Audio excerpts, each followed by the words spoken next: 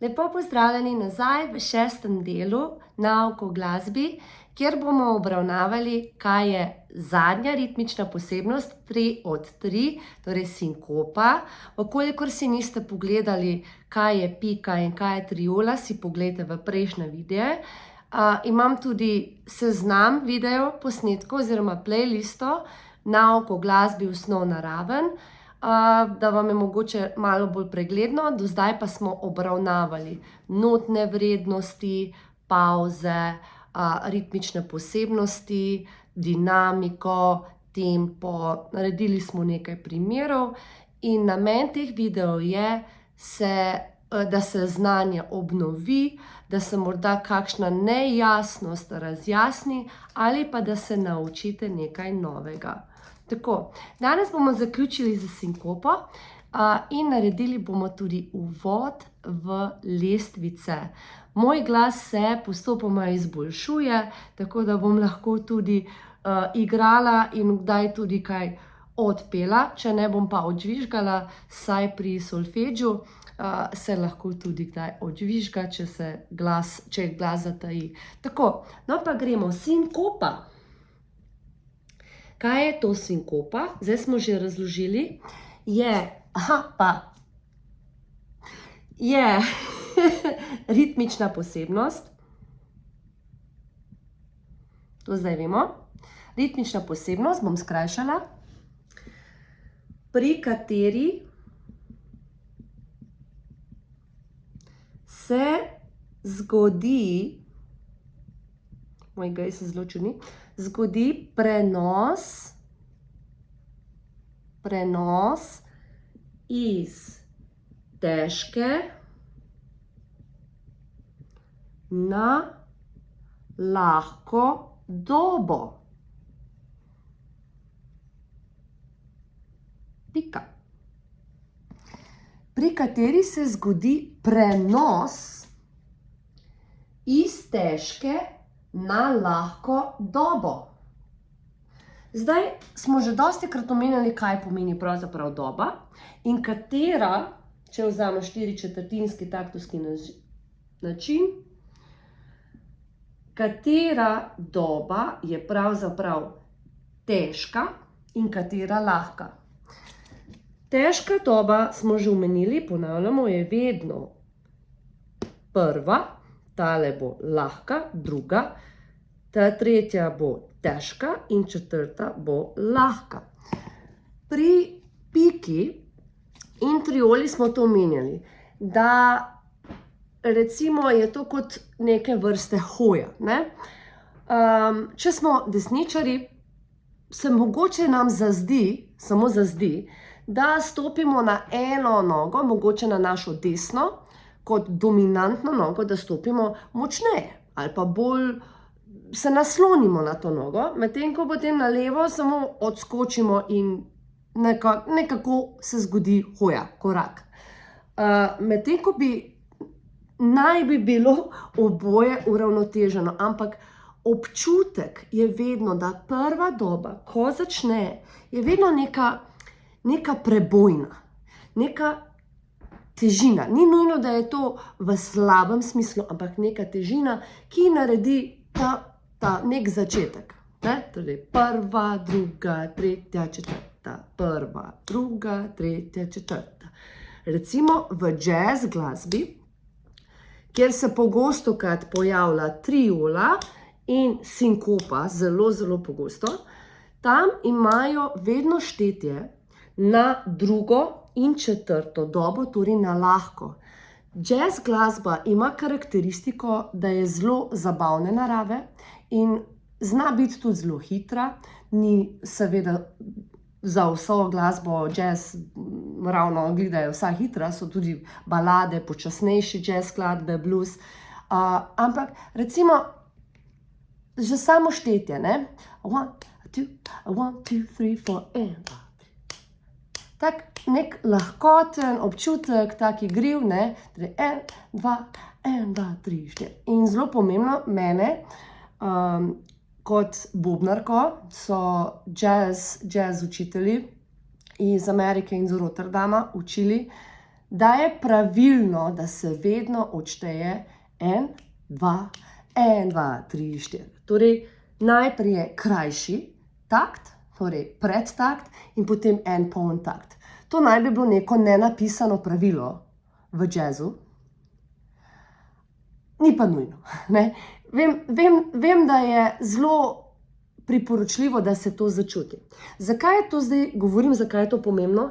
Ker sinkopa se pogosto krat pojavlja v jazz glasbi. In sicer, kaj to pomeni, da se zgodi prenos? Zdaj imamo tukaj 1, 2, 3, 4. To pomeni, da se bo iz tele note, iz tele moje četrtinke, katero imam razdeljeno na 2 osminki, se bo 1 osminka prenesla tu. Na to, na lahko. In bo v bistvu težo, tale bo zdaj razpolovičena, težo bo dobila tale nota. Kako bo pa v bistvu to izgledalo, bom pokazala. In potem bo ta, ker bo imela to 1 osminko tako težka, da bo tale še imela samo še nekaj na koncu. Še 1 osminka bo, gledajte.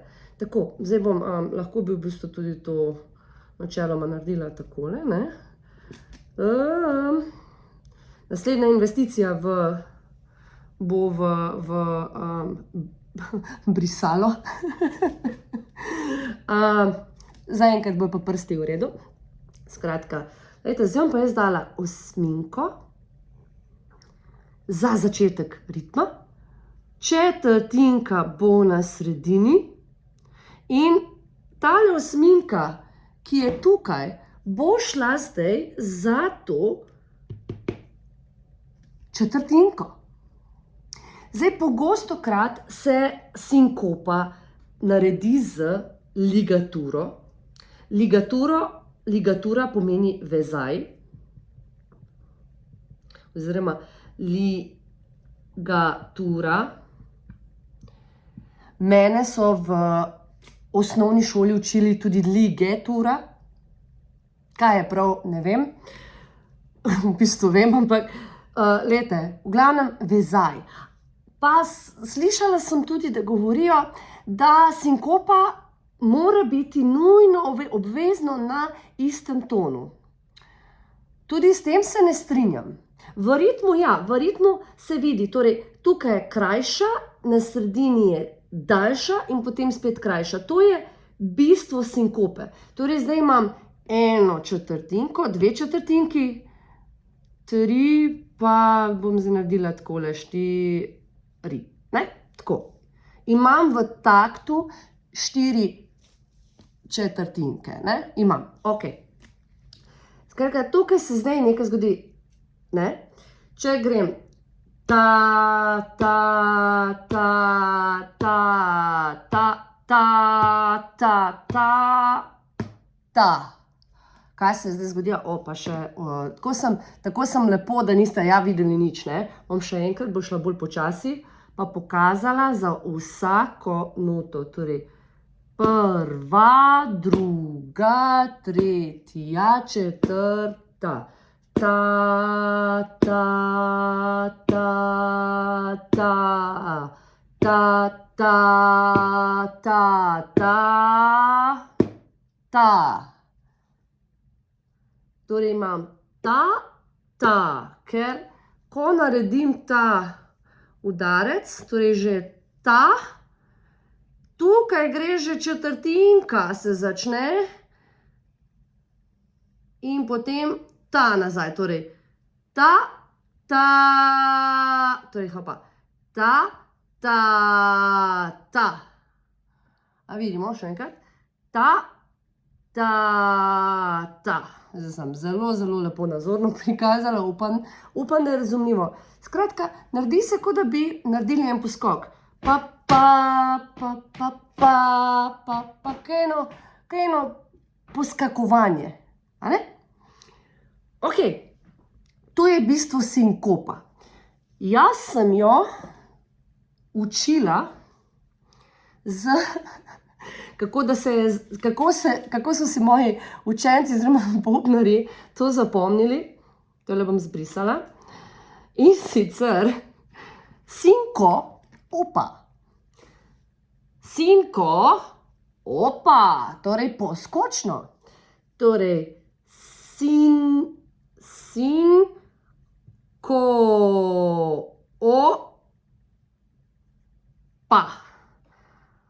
Tale O je malo podaljšan, ne? Sinkopa, sinkopa, sinkopa, sinkopa, sinkopa, sinkopa, sinkopa, sinkopa. Da vemo, kje se nahaja sinkopa.